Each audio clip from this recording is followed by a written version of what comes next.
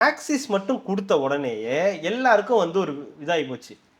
நம்ம நரேட்டிவ உடைச்சிட்டாங்கன்ற ஒரு நரேட்டிவ உடைச்சிட்டாங்கன்றத தாண்டி அவங்க ஒண்ணும் இல்ல. அவங்களும் 140 டிஎம்கேக்கு குடுத்து, டிவிகேக்கு ஒரு 70, 60, 70 குடுத்திருந்தாங்கன்னா அவங்களுக்கு பிரச்சனை இருந்திருக்காது. ஆமா எல்லாமே பாத்தீங்களா, எல்லாமே இப்படிதான் வந்திருக்கலாம். நீ மட்டும் வித்தியாசமா கூவுற. பத்திரிகையாளர்கள் அது நம்மளுக்கு தெரியும். ஊடகத்துல வந்து இப்போ எப்படி இருக்காங்க, ஊர் சார்பா பேசுறாங்க அப்படின்றத தாண்டி, இப்போ திமுகல இருக்கிற கூட்டணி கட்சிகள்ல இருக்கிறவங்களே நெறைய பேர் வந்து அக்செப்ட் பண்ணிட்டு, ஆமா எங்களுக்கு இப்போதான் புரியுது. இளைஞர்களோட இது வந்து எங்களுக்கு தேவைப்படுது. இத நாங்க வந்து மிஸ் பண்ணிட்டோம். நாங்க அடுத்த தடவ இதெல்லாம் வந்து ஸ்ட்ராங் பண்ணணுன்ற மாரிலாம் பேச்சுக்கள் வந்துகிட்டே இருக்குது. போடா வெண்ண. இதெல்லாம் இப்ப தள்ளுவாங்க. எப்படி 200 பிளஸ் வரும், ஒரு கூட்டணி கட்சி வரும். ஒருவேளை அது நடந்துச்சுன்னு வச்சுங்களேன், இவங்கலாம் ஜீனியஸ், நான் ஒத்துக்கிறேன். 201 வந்துருச்சுன்னு வச்சுங்களேன், ஆமாப்பா நாங்கெல்லாம் வந்து தப்பு அப்படின்னு. 201 வராம 90, 95, 105 நீங்க ஏதாவது சொல்லுங்களேன். அந்த மாதிரி ஏதாவது இல்ல மத்தவங்கலாம் இப்ப சொல்றாங்கல்ல, விஜய் வந்து 10 சீட்டு ஜெயிச்சா நான் அரசியல் பேச மாட்டேன் அப்படின்னு சொல்றேன். நான் உங்களுக்கு அது மாதிரி ஏதாவது பேசாம இருக்கணுமா? இல்லங்க அது மாதிரி ஏதாவது பேசாம கார்த்திக் விசன் ஜோ விசன் போட்டுருமா? நீங்க எங்களுக்கு ஆள் இல்லடா, இனிமேட்டு நீங்க எங்களுக்கு திமுகவோ அதிமுகவோ எங்களுக்கு நீங்க ஒரு ஆளு கிடையாது, நான் உங்களை பொருட்டாவே மாட்டேன், இனிமேட்டு நாங்க மட்டும்தான் இருப்போம், இது எங்களுக்கான இது களம், இது நாங்க தான் இப்படிதான் வச்சிருப்போம்னு சொல்றதுக்காக இந்த மாதிரி பண்றாங்க. அப்படி கிடையாது. இது ஒரு இடத்துல தெரியுதா ஒரு கிரியேட் ஆகும்ல. சின்னதா ஒரு ஃபயர் பத்திக்கிட்டா எப்படி பெருசா எரியுமோ அந்த மாதிரி இவங்க போற இடத்துல டிவிகே டிவிகே டிவிகேன்னு கத்தும் போது அந்த சத்தம் பெருசாயிட்டே போகுது. இப்ப கிளாம்பாக்கத்துல சொன்னது, இப்ப நீங்க சொன்ன வேளாங்கண்ணில இருக்கு, வேற ஒரு மதுரையில பார்த்தோம். அந்த கிரவுடு அந்த சத்தத்தை இன்க்ரீஸ் பண்ணுது. பெட்ரோலுக்ஸ் குடும்பங்களுக்கு வணக்கம். இன்றைய கார்த்திக் விஷன் நிகழ்ச்சியில் தமிழகத்தில் நடக்கும் அரசியல் நிகழ்வுகளை பற்றி பேசலாம். வணக்கம் கார்த்திக். வணக்கம் ஜோ. பெட்ரோலுக்ஸை தொடர்ந்து சப்ஸ்கிரைப் பண்றவங்களுக்கு மிக்க நன்றி. பண்ணாதவங்க சப்ஸ்கிரைப் பண்ணிட்டு வீடியோக்களை பாருங்க. நிறைய பேர் கேட்குறாங்க சப்ஸ்கிரைப் எத்தனை தடவை பண்ணுறது. ஆமாம், இது நீங்கள் சப்ஸ்கிரைப் பண்ணுறவங்களுக்கு தான் நன்றி சொல்கிறேன்ல. அதுக்கப்புறம் பண்ணாதவங்க இப்போ இன்னும் நிறைய பேர் பண்ணாதவங்க இன்னும் பார்க்க தானே செய்கிறாங்க. அவங்களுக்காக கேட்கறது தான் அந்த சப்ஸ்கிரைப் பண்ணுறது. சப்ஸ்கிரைப் பண்ணவங்களே சப்ஸ்கிரைப் பண்ணுங்க. மிரட்டுறீங்களா? மிரட்டலைங்க, இல்லை உங்கள் தோணி அப்படிதான் இருக்கு சொல்கிறாங்கல்ல. எத்தனை தடவை சப்ஸ்கிரைப் பண்ணுறது? உங்களை சப்ஸ்கிரைப் பண்ண சொல்லலைங்க, பண்ணாதவங்கள சப்ஸ்கிரைப் பண்ணுங்க அப்படின்னு வந்து சொன்னேன். நிறைய பேர் ஃபீல் பண்ணாங்க வேற, 3 தடவைக்கு மேல ஹைப் கொடுக்க முடியல. பேசுவோம், அது கவுன்சிலர்கிட்ட பேசினா அது ஏதாவது இன்க்ரீஸ் பண்ண முடியுமான்னு பார்ப்போம். திமுக கவுன்சிலரா? அவங்கள்ட்ட தான் சொல்ல முடியும். அவங்க தான் கேட்பாங்க. அப்படியே அது நம்ம பண்ணிக்கலாம் தம்பி, பண்ணிக்கலாம், எதை கேட்டாலும் பண்ணிக்கலாம், அது பண்ணலாம் தம்பி. அது ஒரு இது மட்டும் கொடுத்துட்டு போங்க, மனு மட்டுமா, நிதி மட்டும் கொடுத்துட்டு போங்க. அது என்ன எதுனா யூடியூப்கிட்ட பேசுறேன், பேசி என்னன்னு கேட்போம் அப்படின்னு சொல்ல வாய்ப்பு இருக்கு. ஓகே போலாங்களா? நிறைய பேர் கமெண்ட் பண்ணியிருக்கீங்க, கமெண்ட் பண்ணுங்க. நேற்று போட்ட வீடியோவில் வந்து எல்லாரும் ஏமாந்து போயிட்டாங்களா? அது வேற சொல்லிட்டு. ஏமாறுறதுக்காக போடலை, 2 பார்ட்டாக போட்டோம். ஸோ அதை ஒன்றா மெர்ஜ் பண்ணி ஒரே ஃபுல் வீடியோவாக போடலாம் அப்படின்றது தான் பிளானே தவிர உங்களை ஏமாற்றணும் அப்படின்றதெல்லாம் எதுவும் கிடையாது. மே 1, ஸோ எல்லாருக்கும் வந்து லீவுன்றதுனால ஸோ அந்த வீடியோ வந்து போட்டு போனோம். அவ்வளவுதான். ஏமாற்றணும், ஸ்கேம் பண்ணணும் அந்த மாதிரி எண்ணம் ஸ்கேம் தான். ஆமாம் ஆமாம், அந்த மாதிரி எண்ணம்லாம் எதுவும் கிடையாது. வாங்களா, நம்ம எக்ஸிட் போல் அன்னைக்கு பார்த்தோம். அன்னைக்கு நடந்த விஷயங்கள் எல்லாமே பற்றி பேசணும். இந்த 2 நாள் அந்த எக்ஸிட் போல் வந்த அதுக்கப்புறம் இந்த ஒரு 2 நாள் நடக்கிற விஷயங்கள் எல்லாமே டோட்டலாகவே வேற மாதிரி மாறிக்கிட்டே வருது. அழாதவங்க கூட இவங்க கண்ணில் தண்ணி வருதுடா நீ அழுதுட்டன்ற அளவுக்கு அழ ஆரம்பிச்சிட்டாங்க. திமுக தரப்புலேருந்து நிறையா பேர், நம்ம ஊடகத்தில் இருக்கிற அந்த பத்திரிகையாளரும் சரி, அவங்களும் ஒருபடி மேலே போய் பிபி வர அளவுக்கு கத்த ஆரம்பிச்சிட்டாங்க. உங்களுக்குலாம் அது தெரியுமா, வடக்கனுக்கு என்ன தெரியும் தமிழ்நாடை பற்றின்ற மாதிரிலாம் நிறையா பேச ஆரம்பிச்சிட்டாங்க. எதுக்காக இப்போ இந்த கதறல் தெரியல, அவங்கள தான் கேட்கணும். ஏன் உங்களுக்கு என்னதான் பிரச்சனை அப்படின்னு. எக்ஸிட் போல் வந்ததுக்கு அப்புறம், எக்ஸிட் போல் வந்ததுக்கு அப்புறம்லாம் இல்லை, எக்ஸிட் போல்ல அந்த ஆக்சிஸ் மை இந்தியா வந்ததுக்கு அப்புறம் மட்டும்தான். உங்களுக்கு இதுல பாருங்க, ஆக்சிஸ் மை இந்தியா மட்டும்தான் அப்படி ஒரு இது கொடுத்துச்சு, வேற யாரும் கொடுக்கல. அது ஒண்ணுதான் பேசு பொருளா மாறிடுச்சு. அது எப்படி நீ சொல்லலாம் தாவேக்கா ஆட்சிக்கு வரும்னு நீ எப்படி சொல்லுவ? நீ என்ன டேட்டா கொடுத்து, அதாவது டேட்டா கொடுக்காத, என்ன மெத்தடாலஜி யூஸ் பண்றாங்க, எவ்வளவு தூரம் போனாங்க, எவ்வளவு சாம்பிள்ஸ்ன்னு யாருமே கொடுக்கல. அந்த காமாக்கியா அவங்கள தவிர, காமாக்கியாவும் இந்த ஆக்சிஸ் மை இந்தியா மட்டும்தான் கொடுத்துருந்தாங்க. மற்ற கொடுத்த யாருமே 10 பேர் ஏதோ கொடுத்துருக்காங்க, அதுல 8 பேர் கொடுக்கவே இல்லை. அதுல கிட்டத்தட்ட ஒரு 4-5க்கு மேல வந்து டிஎம்கே தான் லீடிங்னு சொல்லியிருக்காங்க. அதுலலாம் யாருக்கும் எந்த டவுட்டும் கிடையாது, அதுலலாம் யாருக்கும் எந்த பிரச்சனையும் கிடையாது. என்னன்னு கேட்டா அதெல்லாம் ஒரே பேட்டர்னா இருக்குல்ல. இப்போ அவங்களாம் சொல்றாங்கல்ல 120 to 140 சொல்றாங்கல்ல, 120 to 140 சொல்றாங்கல்ல. ஆனா நீ மட்டும் எனக்கு புரியல. அதே 90 to 110 தான் டிஎம்கேக்கும் கொடுத்துருக்காங்க, 98ல இருந்து 120 தான் டிவிகேக்கு கொடுத்துருக்காங்க. அதுல என்ன பிரச்சனை? இல்ல நீங்க அப்படி பாத்தீங்கன்னா இதாவது ஒண்ணு வந்திருக்கு, 2 வந்து அதிமுகக்கு சார்பா வந்திருக்கு. அது வரலாங்க, இதுதான் வரக்கூடாது. இது வரக்கூடாதுல்ல. உங்களுக்கு புரியலையா? இப்ப டிஎம்கேக்கு ஒரே பேட்டர்னா வந்துச்சுன்னா நான் நம்புவேன். இப்ப ஏடிஎம்கே ஜெயிக்க போதுன்னு ஒரு பேட்டர்ன் வந்துச்சுன்னா நான் நம்புவேன். நீ என்ன திடீர்னு எடுத்து வந்து டிவிகேன்னு சொல்ற? நான் எப்படி ஏன் நீ இதை நம்புற? உனக்கு சாதகமா ஒரு 4 இருக்குது, இந்த இவங்களுக்கு சாதகமா ஒரு 3 இருக்குது, இந்த டிவிகேக்கு சாதகமா ஒண்ணு தான் இருக்குது, இன்னொன்னு வந்து ஒரு 70 தான் என்னமோ கொடுத்துருக்காங்க. அதெல்லாம் உனக்கு கஷ்டமா இல்ல? ஆடு செத்து கிடக்குது, மாடு செத்து கிடக்குது, கோழி செத்து கிடக்குறதெல்லாம் உங்க கண்ணுக்கு தெரியல, இத்தனோண்டு ஈ செத்து கிடக்குறதுன்ற மாதிரி இதெல்லாம் பிரச்சனை இல்லையா? ஆனா அவ எப்படி 120 கொடுப்ப? நீ எப்படி உன்னுடைய இதுல வந்து இந்த பிராமணர்கள் வந்து 9% இருக்குன்னு நீ வந்து சொல்ற, 3% தான் நம்ம ஊர்ல இருக்காங்க. நீ 44,000 பேர் எடுத்தன்னு சொல்ற. நீ 44,000 பேர் எப்போ போய் எடுத்த? எப்படி போய் எடுத்த? அது வந்து எக்ஸிட் போல் கிடையாது, போஸ்ட் போல். நீ வந்து அன்னைக்கு ஈவினிங் 6 மணிக்கே நீ எடுத்திருந்தீங்கன்னா கூட அன்னையில இருந்து எடுத்தீங்கன்னா 3 நாள் நீ எடுத்தன்னு சொல்ற. 3 நாள்ல நீ வந்து 96 பேர் தான் வந்து போயிருக்காங்கன்னு சொல்ற. இவங்க டேட்டா கொடுத்துட்டு 96 பேர் எப்படி 234 தொகுதிக்கும் வந்து போனாங்க? எப்படி பாசிபிலிட்டி ஆச்சு? 44,000 பேருன்றது என்ன கணக்கு? எப்படி 16,000 கிலோமீட்டர் நீ எந்த பெட்ரோல் பங்க்ல போய் பெட்ரோல் போட்ட? யார் யாரெல்லாம் கூட போனீங்க? என்ன நடந்துச்சு? சாப்பிட்டீங்களா கரெக்ட் டைமுக்கு அப்படின்ற மாதிரி எல்லாம் வந்து கேக்குறாங்க. அப்போ இந்த கொடுத்தாங்கல்ல, இந்த இதுல இருந்தா கொடுத்தாங்க, இந்த கொடுத்தவங்க திமுக நியூஸ் 18 இவங்கெல்லாம் கொடுத்ததெல்லாம் பிரச்சனை இல்லை. ஏன் மின்னம்பலம் கொடுத்தது கூட பிரச்சனை இல்லை. பொன்னம்பலமே எங்க கூட தான் இருக்காரு, மின்னம்பலம் கிடக்குதுன்ற மாதிரி அதெல்லாம் பிரச்சனையா இல்ல. ஆனா ஆக்சிஸ் மட்டும் கொடுத்த உடனேயே எல்லாருக்கும் வந்து ஒரு இதாகி போச்சு. நம்ம நரேட்டிவை உடைச்சிட்டாங்கன்ற நரேட்டிவை உடைச்சிட்டாங்கன்றதை தாண்டி அவங்க ஒண்ணும் இல்ல, அவங்களும் 140 டிஎம்கேக்கு கொடுத்து டிவிகேக்கு ஒரு 60-70 கொடுத்துருந்தாங்கன்னா அவங்களுக்கு பிரச்சனை இருந்திருக்காது. ஆமா எல்லாமே பாத்தீங்களா, எல்லாமே இப்படிதான் வந்திருக்கணும், நீ மட்டும் வித்தியாசமா கூவுற அப்படின்ற மாதிரி சொன்னோன்னே அவங்களால டென்ஷன் ஆகி அவரோட சாம்பிள் சைஸ் அது இதுன்னு எல்லாம் போட்டு கேள்வி கேட்க ஆரம்பிச்சிட்டாங்க. பிரதீப் குப்தா இதே மாதிரி தான் அழுதாரு, வச்சாரு, போனாரு. உனக்கு தமிழ்நாட்டை பத்தி என்ன தெரியும், உனக்கும் தமிழ்நாட்டுக்கு என்ன சம்பந்தம், இதெல்லாம் நீ இப்போ வந்து கேட்கக்கூடாது. போனதோட 40-40 கேட்டிருக்கணும். இப்போ வந்து நீங்க வந்து இதுக்கு என்ன இது ஆதாரம் இருக்கு, நீ ஒரு வடநாட்டு ஊடகம் அப்படி இப்படி தமிழ்நாட்டை பத்தி உங்களுக்கு என்ன தெரியுன்றதெல்லாம் அவன் 37க்கு 38ன்னு சொன்னான், 37க்கு 37ன்னு சொன்னான்ல, அப்பவே பிடிச்சி கிழிச்சிருந்தீங்கன்னா சரி பரவாயில்ல. சரி அந்த ஆள் தப்பு பண்ணியிருக்கானா? ஆமா அந்த ஆளும் தப்பு பண்ணியிருக்கான்.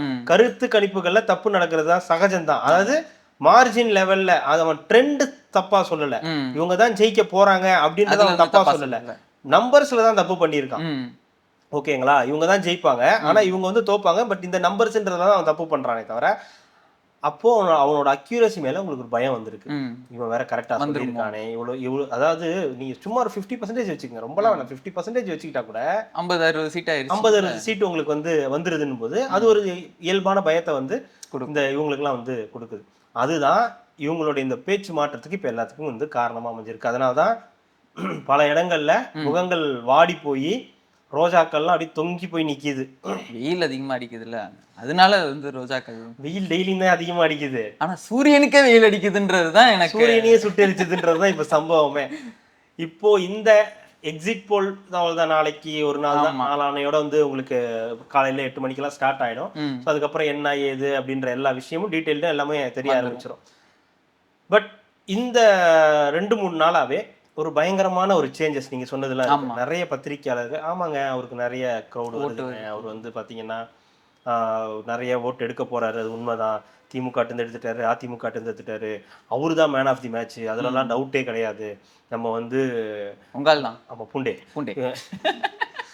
இவ்வளவு நாள் வந்து பாத்தீங்கன்னா 10 கூட ஜெயிக்க மாட்டாரு, 1 கூட ஜெயிக்க மாட்டாரு, அவர் திருச்சியிலே தோத்துருவாரு அப்படின்லாம் பேசிட்டு இருந்தாங்க. இப்ப திடீர்னு வந்து இல்ல அவர் பயங்கரமான இந்த என்ன நீங்க என்ன சொன்னீங்கன்னாலும் ஒரு 3வது பெரிய கட்சி அவர் வந்து வராரு, அதுக்கு மாற்றே கிடையாது, அதுக்கெல்லாம் வந்து மாற்று கருத்தே நமக்கு கிடையாது அப்படின்ற மாதிரி இப்ப பேசுறாங்க. அப்புறம் இவர்கிட்ட போய் போர்வால்கிட்ட போய் கேட்டிருக்காங்க, அவர் அந்த டேபிள் மேல கைய வச்சு இப்படி இப்படி போல அவர்கிட்ட போய் கேட்டதுக்கு அவரு சச் அ ஃபேண்டாஸ்டிக் ஃபேப்லஸ் அப்படின்ற மாதிரி பேசி இளைஞர்கள் மாணவர்கள் எல்லாருமே வந்து விஜய் அவர்கள் பக்கம் தான் இருக்காங்க, ஆதரவு தான் இருக்கு. என்ன நடக்க போகுதுன்றத பொறுத்திருந்து தான் பார்க்கணுன்ற மாதிரி வந்து இதை தான் இப்போ கேட்கணும்னு வந்தேன். பத்திரிகையாளர்கள் அது நம்மளுக்கு தெரியும், ஊடகத்துல வந்து இப்போ எப்படி இருக்காங்க, ஒரு சார்பா பேசுறாங்க அப்படின்றத தாண்டி இப்போ திமுகவில் இருக்கிற கூட்டணி கட்சிகள்ல இருக்கிறவங்களே நிறைய பேர் வந்து அக்செப்ட் பண்ணிட்டு ஆமா எங்களுக்கு இப்போதான் புரியுது, இளைஞர்களோட இது வந்து எங்களுக்கு தேவைப்படுது, இதை நாங்கள் வந்து மிஸ் பண்ணிட்டோம், நாங்கள் அடுத்த தடவை இதெல்லாம் வந்து ஸ்ட்ராங் பண்ணணுன்ற மாதிரிலாம் பேச்சுக்கள் வந்துகிட்டே இருக்குது. போடா வெண்ண இதெல்லாம் இப்போ ஒருவேளை தாவலுக்கான முதல் அடியா இருக்காது. எல்லாம் இயல்பா நடக்கக்கூடியது தானே அரசியல்ல, அதெல்லாம் இல்லை. இப்போ என்னன்னா இப்போ இந்த எக்ஸிட் போலுக்கு முன்னாடி கூட இந்த ரிசல்ட்ஸ் எல்லாம் வந்தாலும் எல்லாம் நிறைய பேர் விஜய்க்கு ஓட்டு போட்டோம்னு சொன்னது. அதுக்கப்புறம் வந்து எக்ஸிட் போல் வந்ததுக்கு அப்புறம் ஒண்ணு கூட தேர மாட்டாருன்னு நினைச்சவர் 18 இருந்து 26 வரைக்கும் வராரு. ஒரு சிலதுல 10 சீட்டு ஜெயிப்போன்றாங்க. ஒருத்தர் எல்லாத்தையும் டாப்பா போயிட்டு இவங்க தான் ஆட்சி அமைக்க போறாங்கன்ட்டு ஒருத்தன் வரான். ஒருத்தவங்க 70 சீட்டு வரைக்கும் ஜெயிப்பாங்கன்னு ஒருவேளை நம்ம தான் தப்பு பண்ணிட்டோமோ அப்படின்ற மாதிரி வந்து எனக்கு இதுலயும் ஒரு டவுட் இருக்குது. இப்போ நீங்களே சொல்லிட்டு இருந்தீங்க, சொல்றவங்க எல்லாருமே தாவேக்காக்கு ஓட்டு போட்டவங்க ஒரு செட் ஆஃப் பீப்புள் சொல்லியிருக்காங்க, சொல்லாதவங்க நிறைய பேர் இருக்காங்க, அவங்கலாம் திமுகக்கும் அதிமுகக்கும் தான் ஓட்டு போட்டிருப்பாங்கன்ற ஒரு பேச்சு இருக்கு. ஒருவேளை அவங்களும் வாயை திறந்து தாவேக்காக்குன்னு சொல்லியிருந்தா இவங்க நிலைமைலாம் என்ன ஆயிரும்? 2 விஷயம் இருக்கு. ஓட்டு போட்டவங்க நிறைய பேர் தாவேக்காக்குன்னு சொல்லாதவங்களும் இருக்காங்க. ஆமா, ஏன்னா அவங்க வீட்டில் அது ஒரு சண்டையாக கூட வரலாம் அப்படின்னு ஒரு வீடியோ கூட பார்த்தேன். ஒரு ஹஸ்பண்ட் வந்து அவங்க ஒய்ஃபை ஏதோ பிடிச்சி தரது அடிக்கிட்டு வராருன்ற மாதிரி. அப்புறம் நிறைய பேர் வந்து சின்ன பசங்க சொன்னாங்க, அவங்க வீட்டு பசங்க சொன்னாங்கன்னு ஓட்டு போட்டிருக்காங்க. நிறைய பெரியவங்க அந்த பசங்க சொல்லி கேட்டு ஓட்டு போட்டிருக்காங்க. ஆனா வெளியே வந்து சொன்னா அது இந்த குடும்பத்துல ஒரு மாதிரி இல்லை, இது விஜய்க்கா அப்படின்ற மாதிரி யாராவது கேட்டுட்டாங்கன்னா அதுக்கு என்னங்க அவன் சொன்னா நீங்க போய் விஜய்க்கு போடலாமா? நம்ம இது என்ன ஏது என்ன, நம்ம பாரம்பரியம் என்ன, நம்ம எப்படி உருண்டை கட்டியெல்லாம் வாங்கி சாப்பிட்ருக்கோம், நம்ம போய் வந்து விஜய்க்கு போடலாமா அப்படின்ற மாதிரி. நம்ம குடும்ப கௌரவம் என்ன, பரம்பரை என்ன மாதிரியான பரம்பரை, பிச்சை எடுத்தது ஒரு காலம்னு வச்சுக்கோங்க. இப்ப திடீர்னு வந்து சொன்னோன்னே ஏத்தி விட்டீங்க. அதுதான் அந்த பரம்பரை. அதனால என்ன ஓட்டு கூட போட்டிருப்பாங்க விஜய்க்கு. ஆனா சொல்லும் போது ஐயோ நம்ம சூரியன் தான், நம்ம ரெட்டை தான் அப்படின்னு கௌரவத்துக்காக சொன்னவங்களா இருக்காங்க. நிறைய பெண்கள் ஆனா போட்டிருக்காங்க, அதுல எதுவும் மாற்று கருத்து இல்லை. பெண்கள் வந்து ஓப்பனாவே சொல்றாங்க, ஆமாங்க நாங்க ஓட்டு தான் போட்டோம், விஜய்க்கு தான் போட்டோம், சூரியனுக்கு தான் போட்டோம், இல்லை நாங்கள் எப்போவுமே ரெட்டால தான் அப்படின்னு ஓப்பனாக சொல்கிற பெண்களும் இருக்காங்க. நிறைய பெண்கள் சொல்லவும் மாட்டாங்க, அது ஒரு ரீசன் இருக்குது, அவங்களுக்கு ஒரு ரீசன், அது சொல்லக்கூடாது, அதெல்லாம் உங்களுக்கு எதுக்குன்ற மாதிரி சொல்லும். ஸோ அப்படி பார்க்கும்போது விஜய்க்கு இந்த மாதிரி உதயசூரியனுக்கு போட்டேன்னு சொல்லி விசிலுக்கு போட்டவங்களும் இருப்பாங்க, இல்லை வீட்டு பசங்களுக்காக விசிலுக்கு தான் போட்டேன்னு சொல்லி உதயசூரியனுக்கோ ரெட்டைலைக்கோ போட்டவங்களும் வந்து உறுதியாக இருப்பாங்க. ஸோ இது என்னன்னா இது ஓவராலா ஒரு தாக்கத்தை ஏற்படுத்தி இருக்கு. அதோடைய வெளிப்பாடு தான் இப்ப கூட்டணி கட்சியில் இருக்கக்கூடிய கே பாலகிருஷ்ணன் என்ன சொல்றாரு, மார்க்சிஸ்ட் கம்யூனிஸ்ட் கட்சி, அவர் என்ன சொல்றாரு, நாங்க வந்து நாங்க இதுக்கு பிரச்சாரத்துக்கு போகும்போதே எங்களை வந்து மதச்சார்பற்ற கூட்டணி தான் வெற்றி பெறும் அப்படின்னு வந்து சொன்னாங்க அப்படின்லாம் அவர் வந்து உருட்டினாரு.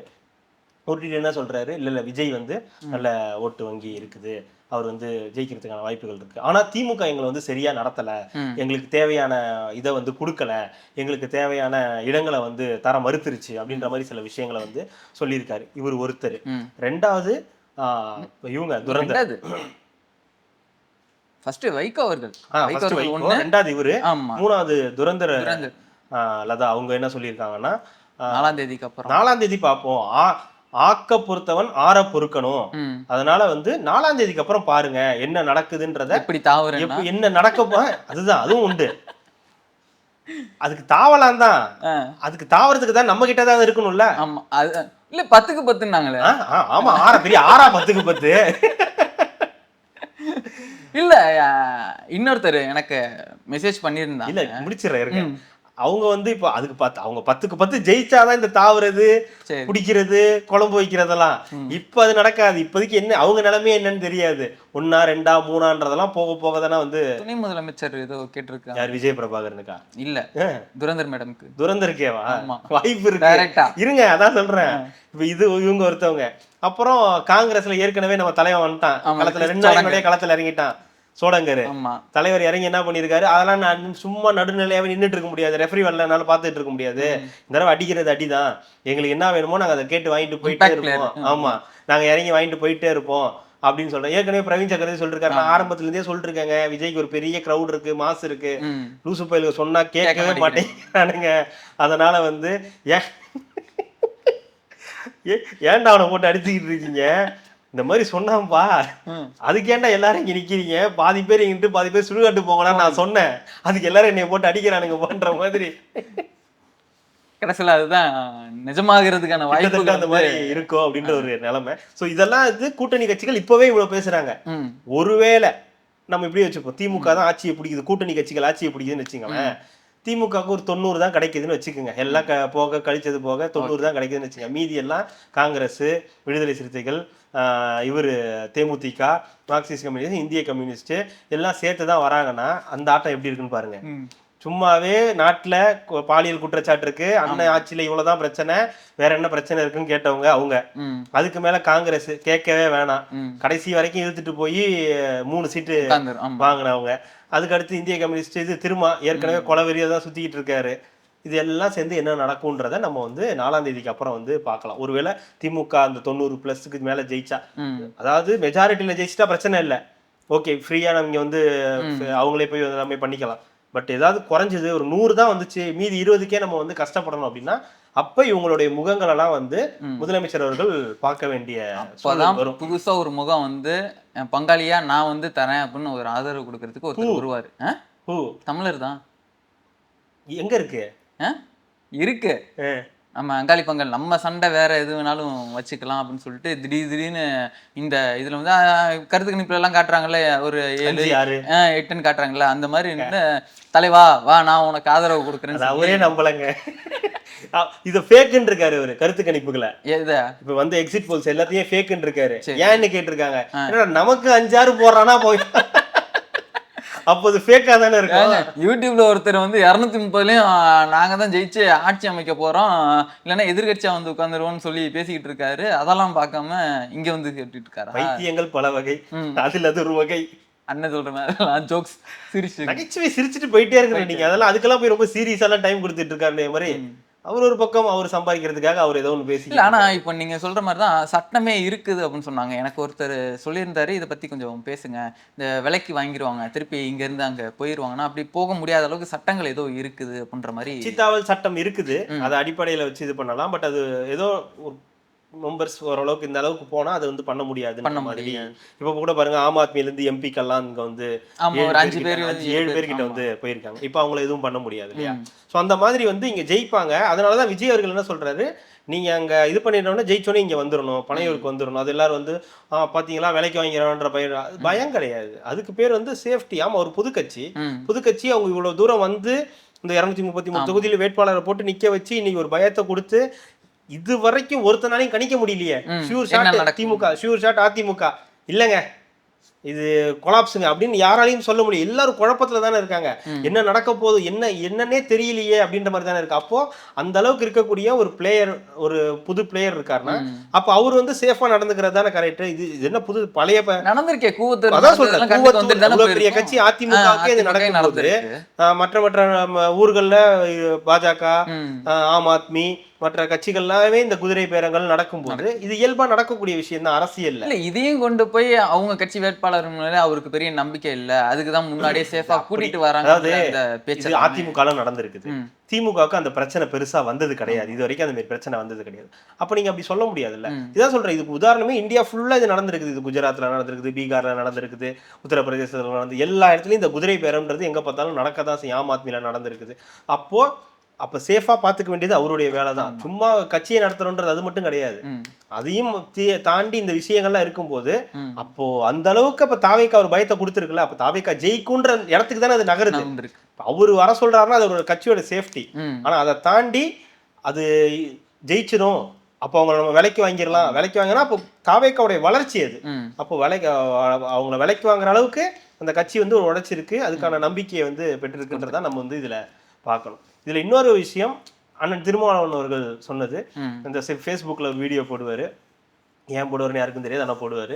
அப்படி போடும்போது என்ன சொல்லியிருக்காருன்னா திமுக கூட்டணியில் நம்ம இடம்பெற்றது தான் சரி, நம்மளை கூட நிறைய கூப்பிட்டாங்க, கொஞ்சம் அதிகமாக போயிருந்தா நம்ம போயிருந்தோன்னா கூட தப்பாக இருக்கும், நேரத்துக்கு அரசியல் மாற்றமே பெரிய அளவுக்கு ஏற்பட்டிருக்கும். அதே போல் விசிகாவில் நிறைய பேர் வேலை செஞ்சுருக்கீங்க, தேர்தல் வேலைகள் செஞ்சுருக்கீங்க, பெரிய நன்றி எல்லாருக்கும். அது மாதிரி தான் சில பேர் வேலை செய்யலைன்ற கம்ப்ளைண்ட்டும் வந்திருக்கு. அதை பற்றி நம்ம பேசுவோம் அப்படின்ற மாதிரிலாம் சொல்லியிருக்காங்க. அதே மாதிரி ஏதாவது தப்பா நடந்தா விஜய் அவர்கள் கூட அதிமுக பக்கம் கூட போக வாய்ப்புகள் இருக்குன்ற மாதிரிலாம். முதல்ல ரிசல்ட் வரட்டும், அதுக்குள்ளேயே அவன் இங்க போயிடுவான், இவன் அங்க போயிடுவான், இவன் அப்ப எல்லாருமே ஒரு அளவு ஒத்துக்கிட்டாங்களா திமுக அந்த தடவை வராதுன்றது? ஏன்னா அவங்க வராதுன்னு ஒத்துக்கல, திமுக வந்தாலும் பெரிய குடைச்சல் இருக்குன்னு சொல்லியிருக்காங்க.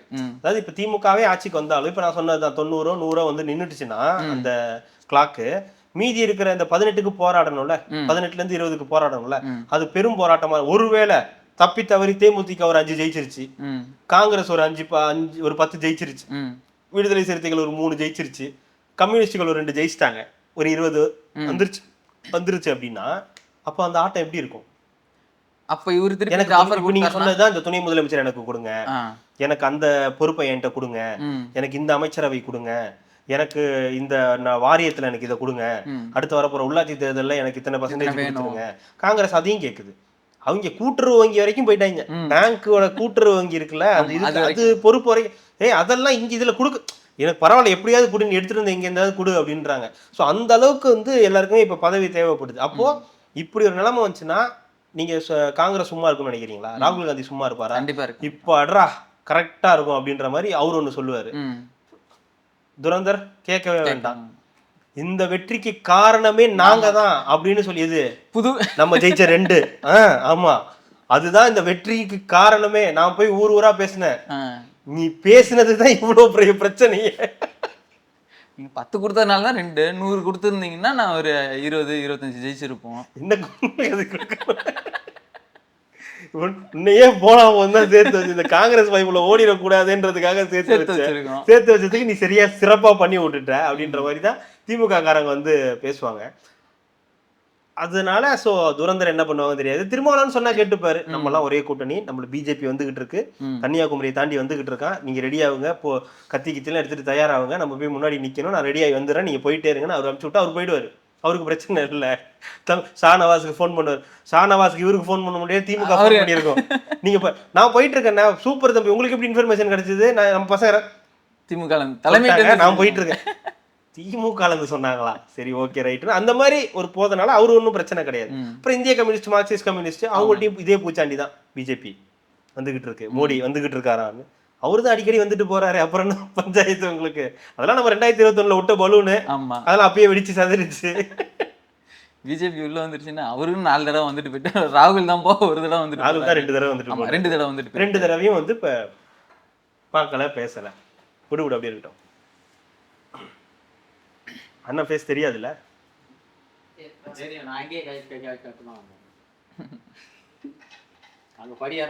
நீங்க எதாவது கேட்டுங்க, உங்களுக்கு ஏதாவது கேள்வி இருந்தா இன்டர்வியூ போயிட்டு தான் இருக்குது, அதே கேள்விதான் கேளுங்க, திருப்பி கேளுங்க. திருப்பி 4ஆம் தேதிக்கு மேல இந்த கேள்வி நான் கேட்க மாட்டேன்னா.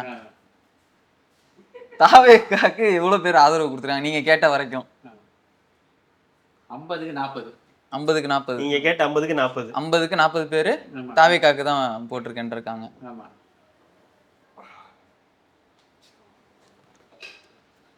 சீமானுக்கு போட்டவங்கலாம் கூட, சீமானுக்குலாம் போட்டிருக்காங்களா? போட்டவங்க இந்த மாதிரி போட்டவங்க மாறி இருக்காங்க.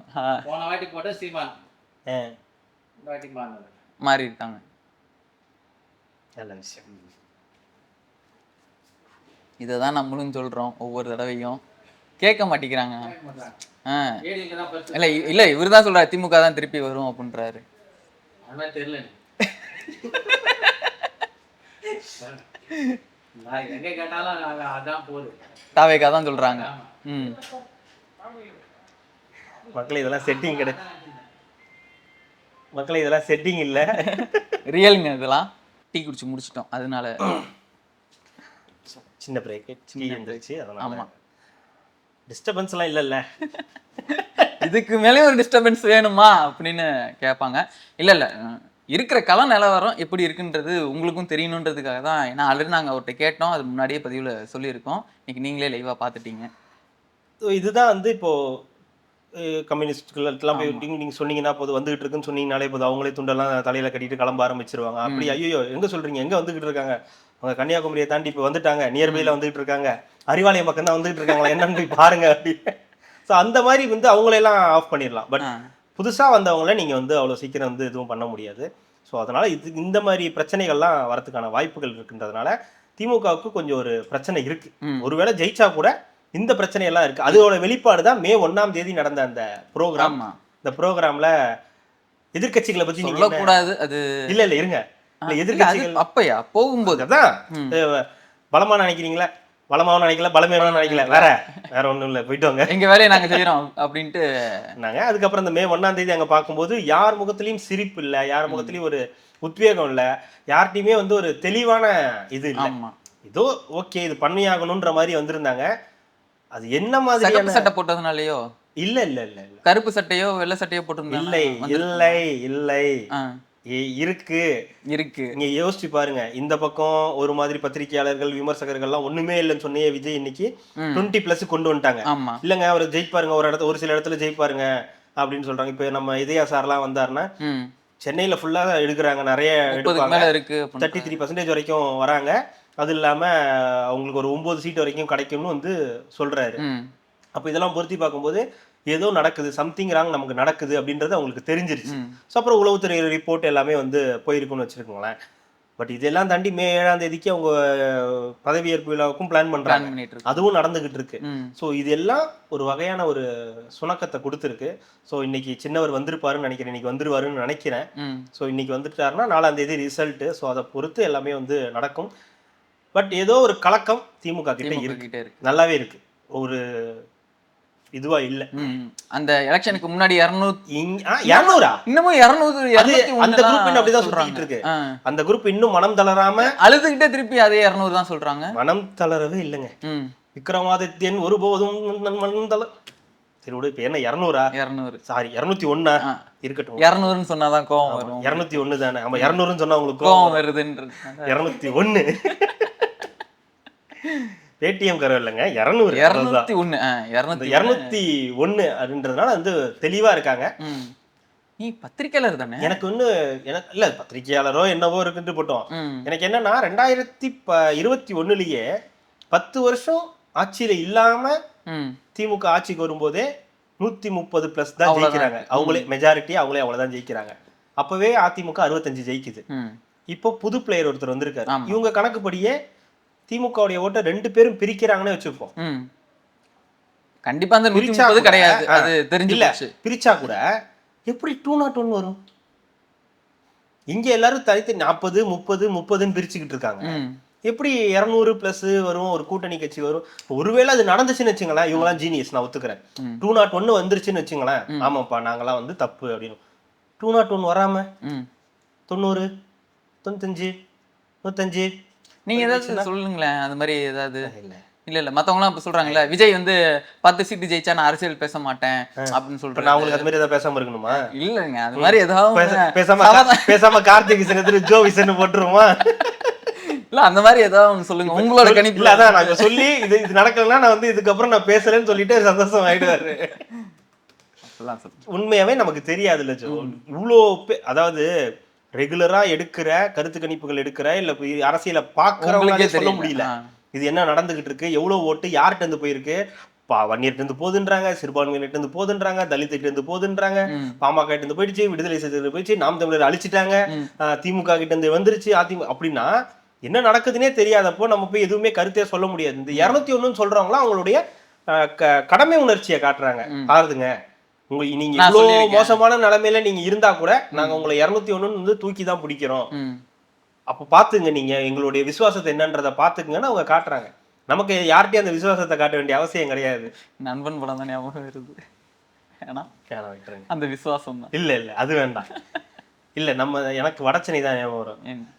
எனக்கு என்னவோ செந்தில் நல்லவன் மாதிரி தான் தெரியுது, ஆனா நம்ம விசுவாசம் குணாவுக்கு அப்படின்ற மாதிரி நம்ம யாருக்கும் அந்த விசுவாசம்ன்றது, நமக்கு விசுவாசம் நமக்கு தான், நமக்கு நம்ம வேலையில விசுவாசம் இருக்கு அவ்வளவுதான். தவிர அந்த விசுவாசம் நமக்கு ஒத்து வராது.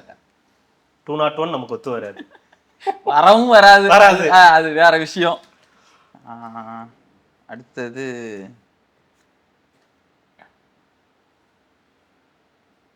நிறையா இருக்கு. இதுல எது போனோம்னா, இந்த குழந்தைகள் நல வாரியங்கள் வந்து விஜய் அவர்களுக்கு மேல கம்ப்ளைண்ட் கொடுத்துருக்காங்கன்னு நினைக்கிறேன். கம்ப்ளைண்ட் கொடுத்துருக்காங்க. 2வது 4ஆம் தேதி குழந்தைகள் எல்லாத்தையுமே பாருங்க, பத்திரமா பாத்துக்கோங்க. ஓகே, ஒரு வகையில சரி அது ரைட்டுன்னு கூட ஏத்துக்கலாம். இவ்வளவு பேர் வந்து சொல்றாங்க குழந்தைகள் வந்து பாத்துங்க, பத்திரமா வருங்க. அவங்கள நீங்க இன்ஃப்ளூயன்ஸ் பண்ணிட்டீங்க, ம். அவங்கள வந்து மன பாத்தீங்கன்னா உளைச்சல் மன உளைச்சலுக்கு ஆளாக்கிட்டீங்க அப்படின்னு பல விஷயங்கள் வந்து சொல்றாங்க. அதை நம்ம அக்செப்ட் பண்ணிக்கலாம். ம். விஜய் வந்து அவர்கள் வந்து அப்படி சொன்னதுனால, ஏன்னா விஜய் ரொம்ப பிடிக்கும், குட்டி ம். பசங்களுக்கு ரொம்ப பிடிக்கும். ஒரு 2 வயசு 3 வயசு குழந்தைய கூட விஜய் பாட்டு கேட்டா அப்படி டான்ஸ் ஆடுறாங்க, ஆடுவாங்க. டான்ஸ் அப்புறம் ஆடுறாங்க. ஜனநாயகன்ல வந்து ஃபர்ஸ்ட் பாட்டு கேட்டப்ப எல்லாரும் எப்படி வந்து ம். பசங்கலாம் வீடியோ போட்டாங்க அப்படின்றதெல்லாம் நம்ம வந்து ரீல்ஸ்லலாம் வந்து பார்க்குறோம்னா கூட, அவர் இன்ஃப்ளூயன்ஸ் பண்ணது சரியா தப்பான்றது அடுத்த பிரச்சனை. ம். அந்த இன்ஃப்ளூயன்ஸ்னால அந்த குழந்தைங்க பாதிக்கப்படும்னா அதுக்கு வந்து தற்காப்பு எடுக்கிறதுல வந்து தப்பு கிடையாது. கிடையாது. அதுக்காக அவங்க பேரண்ட்ஸ் வந்து கூட இருக்கிறதோ, இது பண்றதோ, அவங்கள சமாதானப்படுத்துறதோ, ஒருவேளை தோத்துட்டா ஒருவேளை ஜெயிச்சிட்டா ம். வீட்ல இருப்பாங்கல்ல, ஆமா. ஓட்டு போட்டவங்க, ம். தீவிர 2 கட்சியில ஏதோ ஒரு கட்சியில இருப்பாங்க. அவங்கள பத்திரமா பார்த்துங்க. ம். ஆமா, பத்திரமா பார்த்துங்க. ஏன்னா, "இதோ கடைக்கு போயிட்டு வரேன், டீ குடிக்க போயிட்டு வரேன், மயக்கம் போட்டு விழுந்துரும். இல்ல டீ குடிக்க போறேன்" அப்படின்னு சொல்லிட்டு எதையாவது ம்.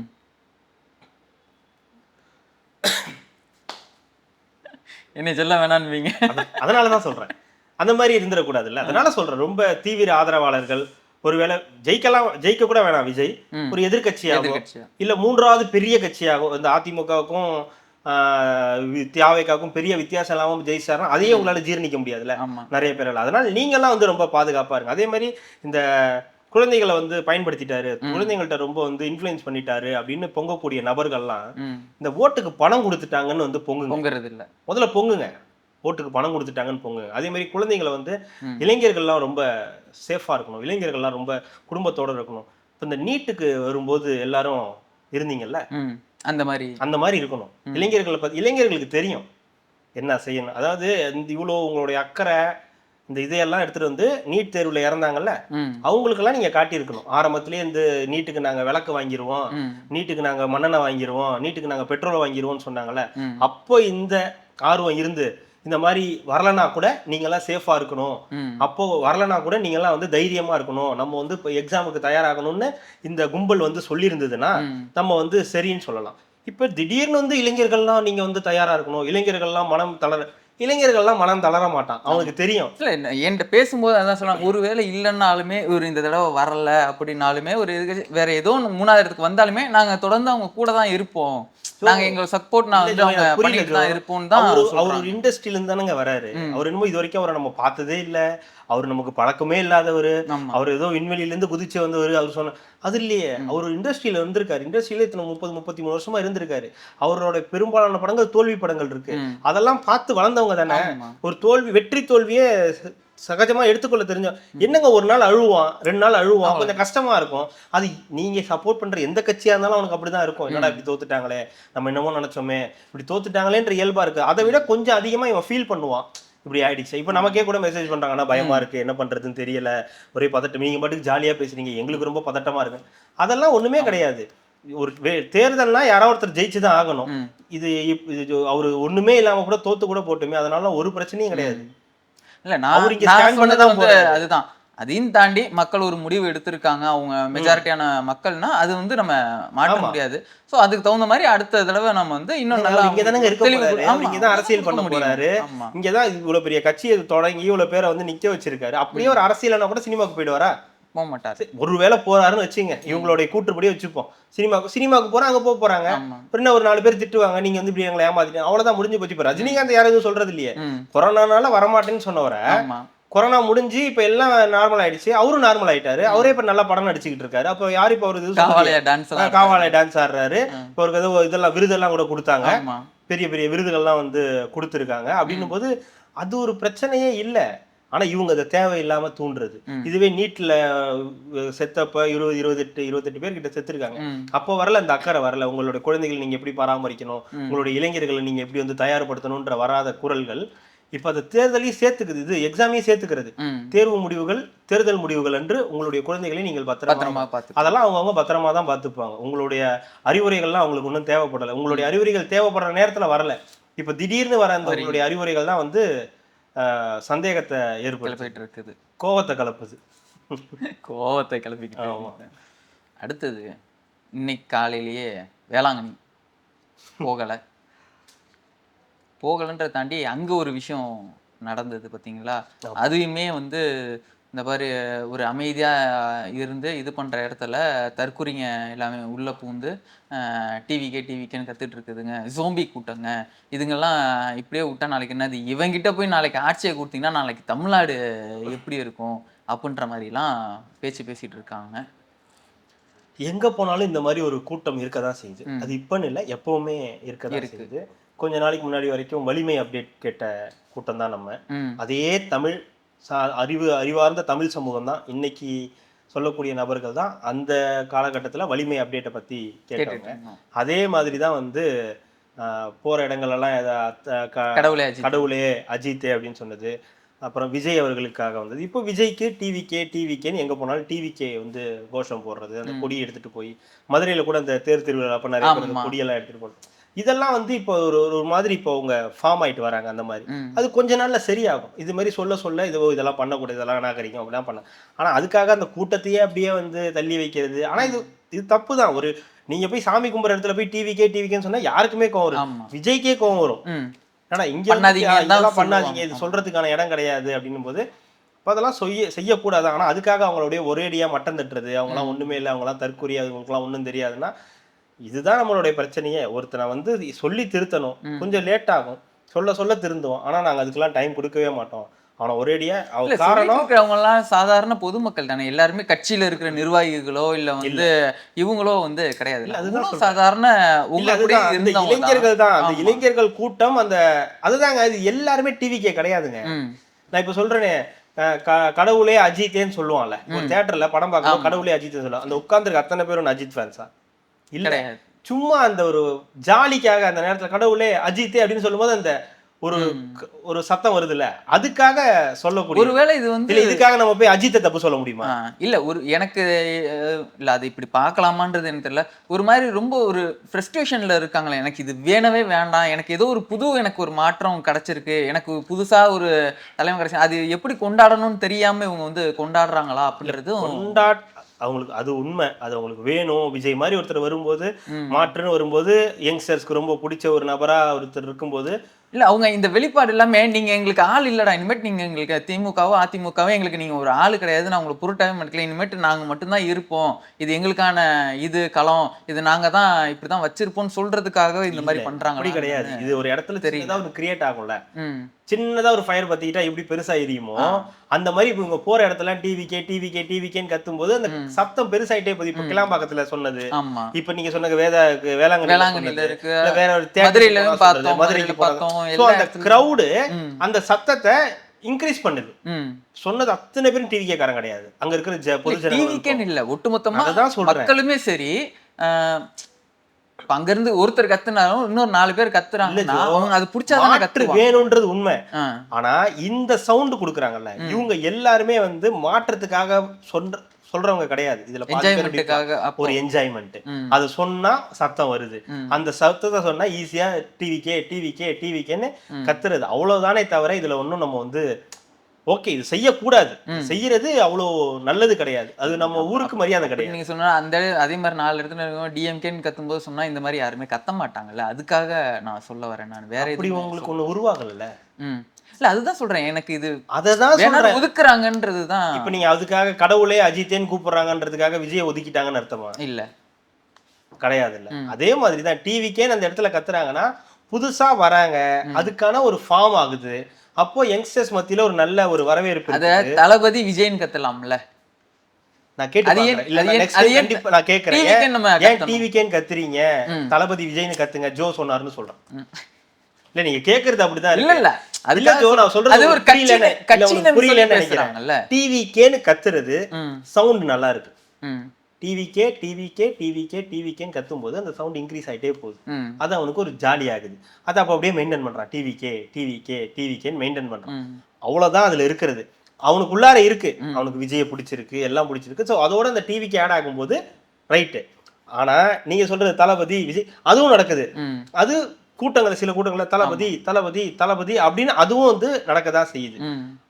நம்ம இதுல இருந்து சொல்ல வேண்டியது, இதை பண்ணாதீங்க, இது நல்லது இல்ல, இது நம்ம ஊருக்கு நல்லது இல்ல, நம்ம அந்த இளைஞர்களுடைய கூட்டத்துக்கு இது வந்து நல்லது கிடையாது. நீங்க சொன்ன கருத்தும் இதுல அடங்கும். இதுல எங்களுக்கு இவங்க வேண்டாம், எங்களுக்கு இவங்க வேண்டாம் அப்படின்ற அந்த சிந்தனையும் இருக்கு. ஆனா முழுக்க முழுக்க அந்த சிந்தனையான்னு கேட்டீங்கன்னா அதுவும் கிடையாது. ஒருவேளை இவங்க ஆட்சிக்கு வந்தா இது கம்மியாகிறதுக்கான வாய்ப்பு அதிகமாகிறதுக்கும் வாய்ப்பு இருக்கு.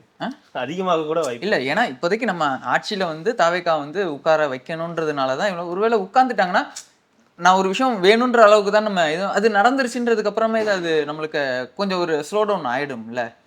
அந்த மாதிரி ஒரு விஷயங்களா கூட அதுக்கும் வாய்ப்பு போற வரைக்கும் வந்து நம்ம அந்த இதுக்கான காட்டணும்ன்றது இது ஒரு தெரியல. ஒரு ஜோஷ்ல பண்றது.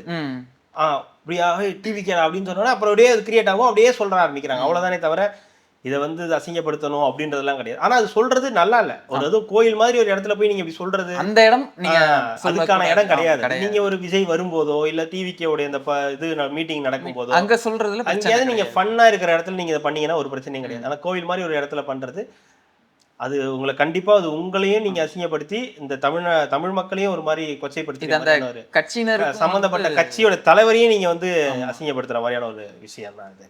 ஸோ அந்த மாதிரி விஷயங்கள் வந்து தவிர்த்தரலாம். போகாம இருக்கிறது தவிர்க்கிறது நல்லது. அடுத்தது இருக்கா? இன்னும் 2 இருக்குது. ஆதவ அர்ஜுனா சொல்லியிருக்காரு இந்த திருச்சியில ஸ்ரீரங்கத்துல வந்து ரமேஷ் அவரோட அந்த கட்சி இந்த கூடாரத்தை வந்து எரிச்சிருக்காங்க. அதுவும் இன்வெஸ்டிகேஷன் வந்து ரெண்டாவது நாளைக்கு 4ஆம் தேதி கலவரங்கள் நடக்கிறதுக்கு வாய்ப்பு. ஒரு வகையில் அது உண்மைதான். கலவரங்கள் நடக்க வாய்ப்புகள் இருக்கு. மீன்ஸ் இப்போ ஒருவேளை தாவேகா ஜெயிக்கிறதுக்கான வாய்ப்புகள் உள்ள இடங்கள் இல்லை ஜெயிக்க போறாங்கன்னு தெரிகிற இடங்கள்லாம் வந்து பிரச்சனை நடக்கிறதுக்கான வாய்ப்புகள் வந்து, ஏன்னா திமுக அதிமுக போது அந்த பிரச்சனை இருக்காது. முன்னாடிலாம் இருந்துச்சு, அதுக்கப்புறம் வந்து நார்மலைஸ் ஆயிடுச்சு. ஒன்னும் நீ ஜெயிப்பல நான் ஜெயிப்பேன், பரவாயில்ல இந்த 5 வருஷம் நீ வச்சுக்கோ, சரி இந்த 5 வருஷம் நான் வச்சுக்கிறேன் அப்படின்னு வந்து அவங்களுக்குள்ள அட்ஜஸ்ட்மெண்ட்லாம் பண்ணிக்கிற அளவுக்கு ஆகிப்போச்சு. 200 ஓட்டுல தானப்பா, நான் உனக்கு இந்த 5 வருஷம் என்ன வேணுமோ நான் உனக்கு வந்து பார்த்து பண்ணி விட்டுறேன்ப்பா, நீ இந்த தடவை எனக்கு விட்டு கொடுத்துரு அப்படின்ற மாதிரிலாம் சம்பவங்கள்லாம் கூட நடந்திருக்கு. ஆனா இந்த தடவை வந்து பாத்தீங்கன்னா அப்படி இல்லை.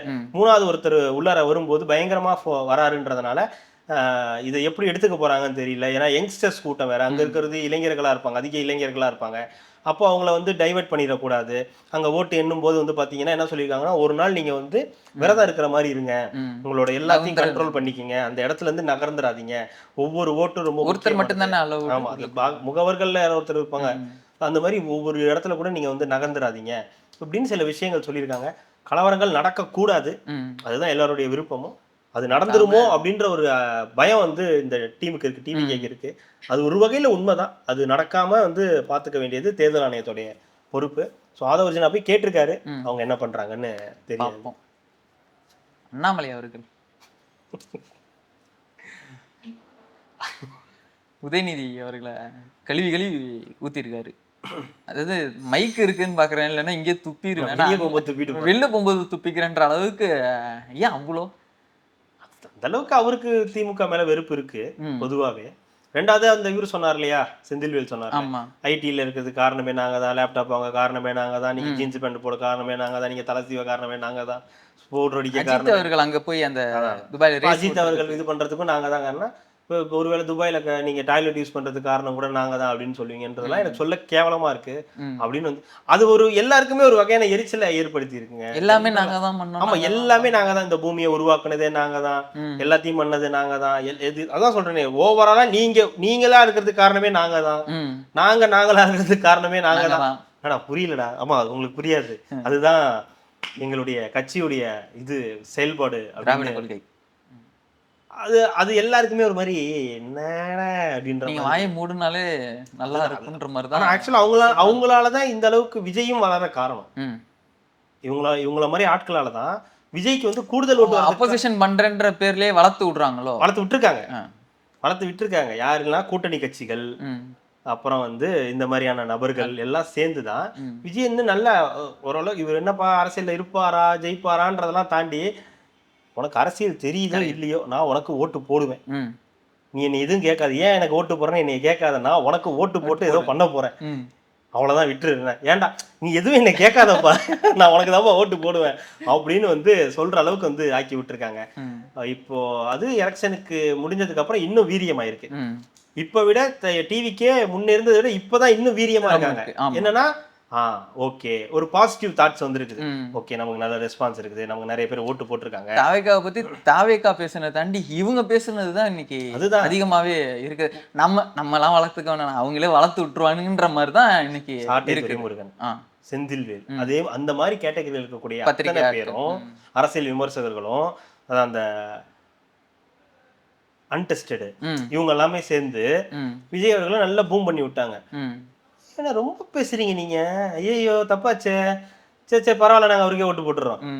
இல்ல நாங்க அவருக்கே ஓட்டு போட்டுருக்கோம், நீ ரொம்ப பேசுறீங்க, நீ ரொம்ப டார்ச்சர் பண்ற, உனக்கு உங்க தடவை உங்க ஓட்டு கிடையாது, நான் திமுக தான் ஓட்டு போடலாம் தான் இருந்தேன், நீ எங்களையே ரொம்ப கேவலமா பேசுற, அது இல்லாம நான் ஒரு ஃபேன் தான், ஓட்டுலாம் போட மாட்டேன், ஆனா நீ என்னை போட வச்சுட்ட அப்படின்ற அளவுக்கு கொண்டு போய் விட்டது வந்து பாத்தீங்கன்னா இந்த டீம் தான். இந்த டீமுக்கு வந்து ஸ்பெஷல் தேங்க்ஸ் வந்து தேர்தல் முடிஞ்சதுக்கு அப்புறம் விஜய் சொல்லணும். கூப்பிட்டு அவர் பனையூர்ல கூப்பிட்டு சொன்னாலும் சரி, இல்ல ஒரு அறிக்கையா கொடுத்தாலும் சரி, நேம் மென்ஷன் பண்ணி சொல்லணும்.